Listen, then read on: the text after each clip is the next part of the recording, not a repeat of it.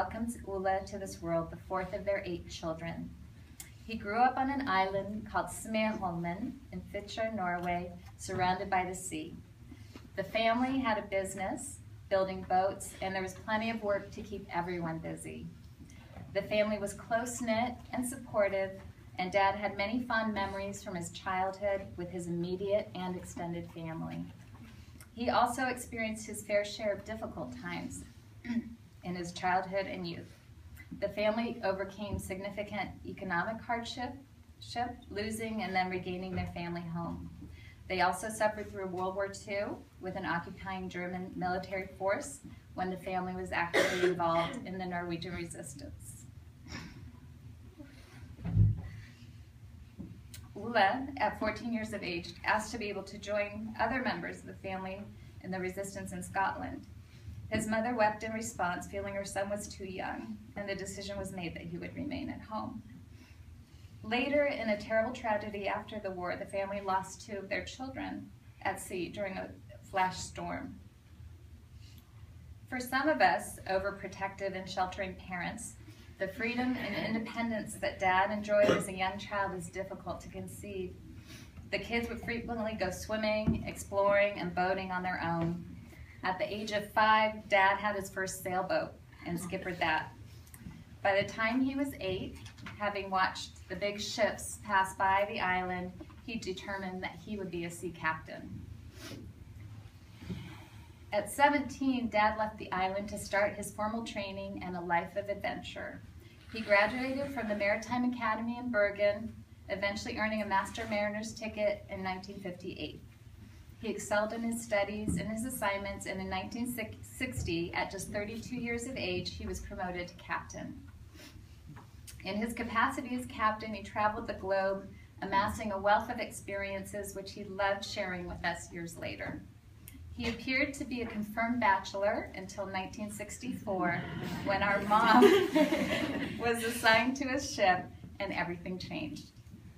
Mom was a young radio officer, newly graduated, and on her first assignment.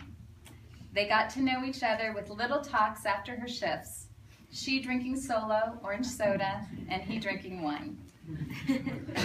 A romantic courtship followed, and it wasn't long before he decided he wanted to spend the rest of his life with Kari. They were married in Gothenburg, Sweden, on January 23rd, 1965, at the Seamen's Church. This next section is titled, "Both of My Parents Love Children."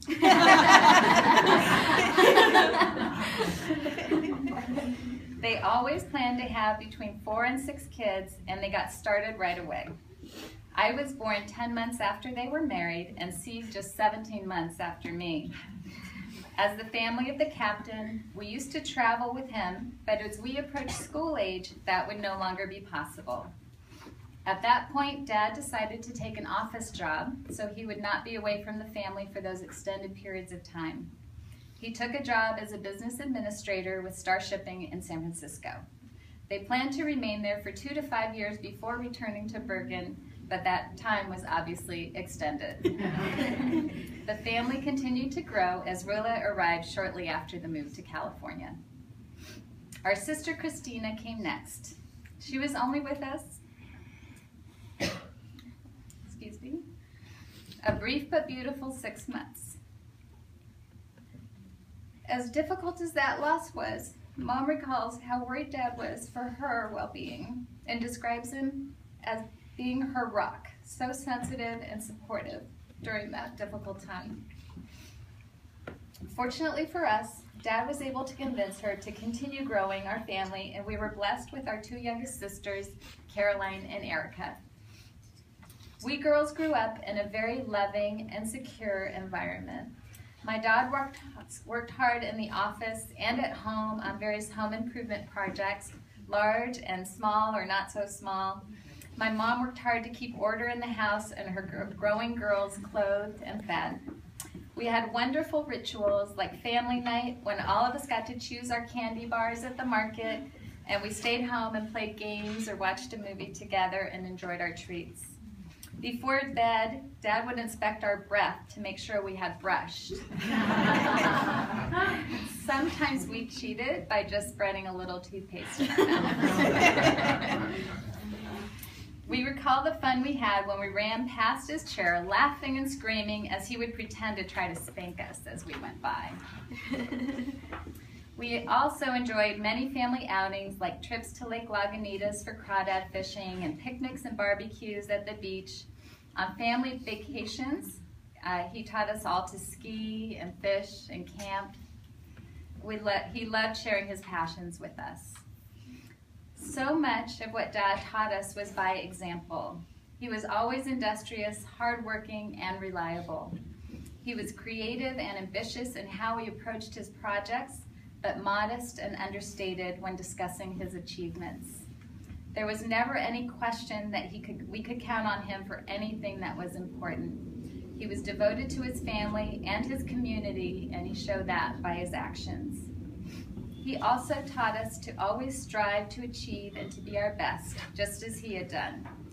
When I told him at age 8 I wanted to be a nurse, he countered with the question, "Why don't you become a doctor?" Having few female role models for this, the idea had not even occurred to me, but I quickly adjusted to and embraced it and made it my own. He wanted and got all of his girls to be strong and independent. He was sensitive and wise as he guided his girls in their development. He honored the individuality of each child and encouraged all of us to find our passion in life.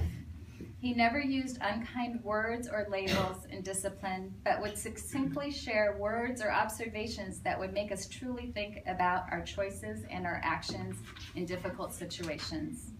He nurtured in us a strong sense of right and wrong that was clear and easy to understand.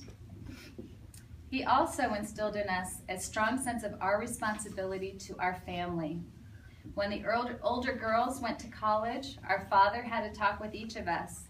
He told us that he hoped that this would be a gift, this education would be a gift from him and my mom, but if something happened to him and my mother, it would be our responsibility as the older children to make sure that our younger sisters have the same opportunity. As his girls got married and started having children, it was delightful to see the pleasure he took in his grandchildren. The mere thought of them would make his eyes light up and bring a joyful smile to his face. Sometimes it even looked like his eyes were welling up, but apparently that was just a manifestation of the clogged tear ducts that he blamed in those emotional moments. The grandkids took turns over the years as each of them had their best afar wrapped around their cute little fingers. When we were young, my dad was the epitome of strength to us, both physically and spiritually. When he flexed his biceps, the muscle was massive. It was defined and it was rock hard. Not your typical office worker, but more like the character Mr. Incredible. We loved pushing on it and hanging from his arm like little monkeys. As Dad grew older, it was difficult to see him lose that strength. It just didn't seem right. Even as he dealt with a variety of medical problems, he fought to remain as independent as he could under the circumstances, and he rarely complained. Amazingly, as ill as he was toward the end, he even traveled down to Los Angeles for my youngest daughter, Leah's bat mitzvah in October. That was just how devoted he was to his family. Mom deserves a world of credit for taking such good care of Dad. With her as a constant by his side, we were able to have him with us for much longer than we expected. She has been absolutely selfless in caring for him these past several years, and we cannot thank you enough for that. On December 16th, my sweet, kind father passed away peacefully and comfortably. For us, our Papa was larger than life in so many ways. It is difficult to accept that he is no longer here. We are fortunate that he leaves us with such a strong legacy and with so many happy memories together. It will be difficult to adjust to his absence, but of course, he will always be an important part of our lives. From the Kalve daughters.